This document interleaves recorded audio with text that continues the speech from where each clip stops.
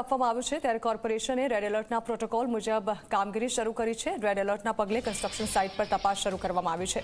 Health અને estate વિભાગની ટીમે તપાસ શરૂ કરી છે। અમદાવાદમાં 12 થી 4 બાંધકામ સાઇટ્સ બંધ રાખવાની સૂચના અપાઈ છે। શહેરીજનોને બપોરના સમયે બહાર નીકળવાનું ટાળવા અપીલ કરવામાં આવી છે। એમસીના તમામ શહેરી આરોગ્ય કેન્દ્ર પર જરૂરી તૈયારી કરવામાં આવી છે।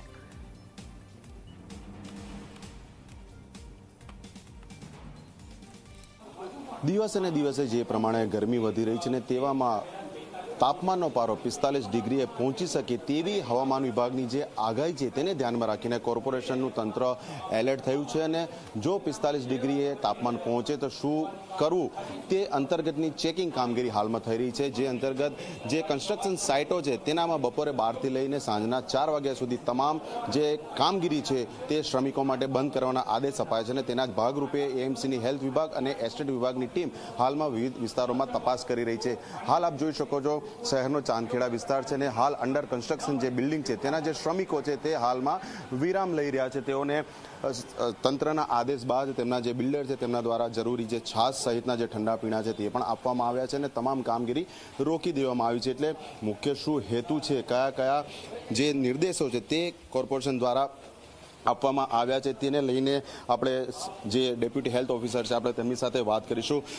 મકવાણા સાહેબ, જે પ્રમાણેની ગરમી વધી રહી છે અને ખાસ કરીને સંભાવના એ છે કે 45 ડિગ્રી અથવા તો તેનાથી ઉપર જઈ શકે, આપણે શું ગાઈડલાઈન છે ખાસ કરીને જે રીતની આપણે હાલ તપાસ કરી રહ્યા છીએ?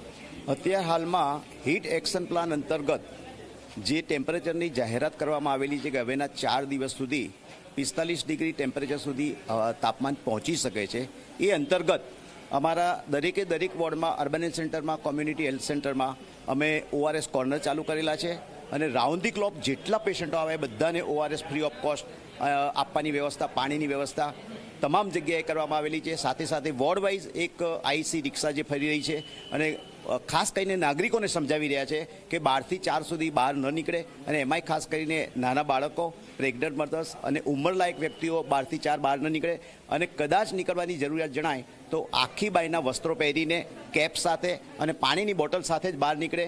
અને સાથે સાથે ગાર્ડન પણ 24 કલાક માટે ખુલ્લા રાખવામાં આવી રહ્યા છે। અન્નપૂર્ણા કેન્દ્ર ઉપરથી સરકારના માધ્યમથી દરેક જગ્યાએ છાશના વિતરણ કેન્દ્રો પણ શરૂ થઈ ગયા છે અને સાથે સાથે આપ જોઈ રહ્યા છો દરેક કન્સ્ટ્રક્શન સાઇટ ઉપર 12 થી 4 કામગીરી બંધ રાખવામાં આવે છે।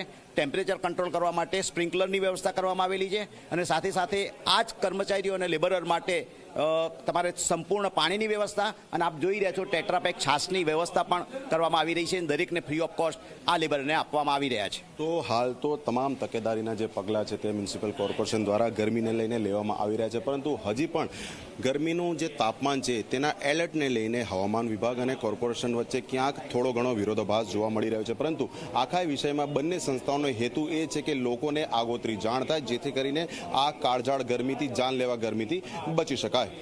કેમેરા પર્સન તુષાર શાહ સાથે અર્પણ કાયદાવાલા, ઝી મીડિયા, અમદાવાદ।